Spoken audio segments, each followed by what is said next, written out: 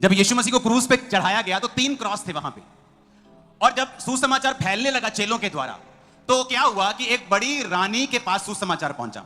उसे ख्याल आया कि जीसस क्राइस्ट का क्रॉस कहां पे है, मुझे क्रॉस देखना है।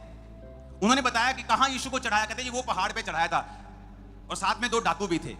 उसने वहां पे बंदे भेजे, खुदाई करवाई सालों बाद, उन्हें यह मालूम ना पड़े कि यीशु मसीह का कौन सा, तीसरे पे लगाया, मुर्दा जी उठा। आइए जानते हैं कि एक रानी के द्वारा क्या किया गया प्रभु यीशु मसीह के क्रूस के साथ। Hallelujah, praise the Lord. विशारम दास्य चैनल पर आप लोगों का स्वागत करते हैं, और आज की वीडियो में मैं आप लोगों का स्वागत करती हूँ। और आज की वीडियो में मैं आप लोगों को बताना चाहती हूँ, जैसे कि आपने संडे के सरमन को सुना और ब्लेस्ड जो कि आज की मीटिंग रही। और आप जानते हैं कि बहुत सारे लोग हैं जो ऐसे हैं जो कि प्रभु यीशु मसीह के अलावा उसके क्रूस के ऊपर विश्वास करते हैं, उसके क्रूस की पूजा करते हैं, उसके क्रूस की जो कि उपासना करते हैं। पर आज के वचन के दौरान हमारे स्पिरिचुअल फादर अपोस्टल अंकुर यूसुफ नूरा जी ने इस स्टोरी के साथ बताया है कि प्रभु यीशु मसीह ने क्रूस की क्यों नहीं अहमियत दी, क्योंकि वो जानते थे कि आने वाले समय में ऐसा होगा कि लोग उन्हें छोड़कर क्रूस की उपासना करेंगे, क्रूस की जो कि भक्ति करेंगे। इसलिए प्रभु यीशु मसीह ने क्रूस को मानने से जो कि मना किया है। और साथ ही साथ मैं बताना चाहती हूँ कि जैसे कि स्टोरी में भी आपने सुना, वीडियो में भी आपने सुना कि परमेश्वर के दास बता रहे हैं कि एक जो रानी थी, जो कि पुराने समय में एक रानी थी, वो बहुत ज़्यादा अमीर थी, पैसों से, रुतबे से बहुत ज़्यादा अमीर थी। जब उसे पता चला ना कि प्रभु यीशु मसीह का क्रूस है जो कि किसी धरती के नीचे दबा हुआ है, किसी पहाड़ी में दबा हुआ है, उसने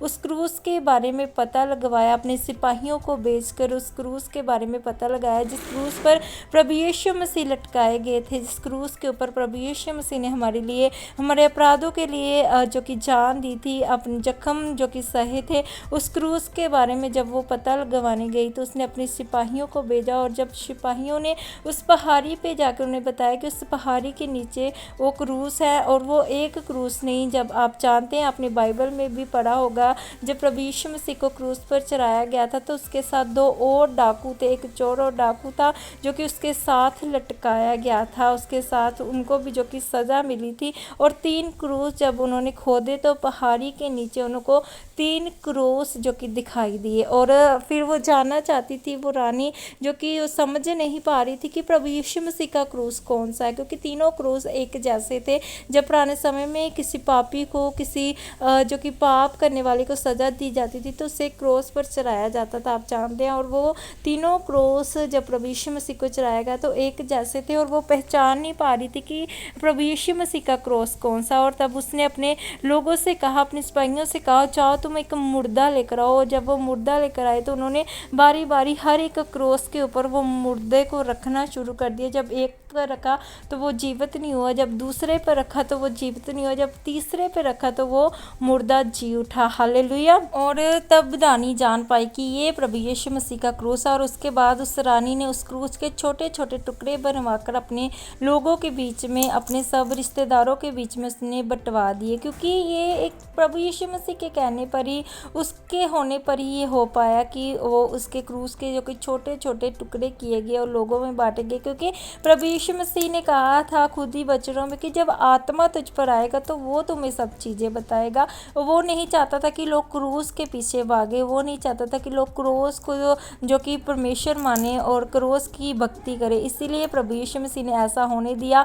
क्रूस को जो कि लोगों के बीच में बंटवाने के लिए उसने जो कि रोका नहीं गया। और ये सब प्रभु यीशु मसीह की मर्जी के दौरान ही हुआ कि उस रानी के द्वारा जो कि प्रभु यीशु मसीह का क्रूस है जो कि बांटा गया। हालेलुया। क्योंकि प्रभु यीशु मसीह खुद चाहते थे कि लोग उसके वचन की ओर देखें, उसके वचनों को पढ़ें, उसके वचन की ओर ध्यान देकर उसके वचनों के साथ चलें, ना कि क्रूस की ओर देखकर क्रूस के ऊपर विश्वास करके चलें। क्योंकि वचन में सब सामर्थ है, वचन में ही सब काम होते हैं, वचन से ही वो सब लोगों को चंगा करता। और आपने देखा कि वचन के साथ ही हम शैतान शैतान को जो कि हरा पाते हैं। वचन के साथ ही हम शैतान के ऊपर जय पाते हैं, क्योंकि वचन में इतनी सामर्थ है कि हम उसके साथ आज़ादी को पाते हैं। इसलिए प्रभु यीशु मसीह ने भी वचन को अहमियत दी और आज भी वो वचन को ही अहमियत देता है। अगर हम उसके वचनों को लेकर चलेंगे तो वो हमें आज़ाद करेगा। हालेलुया।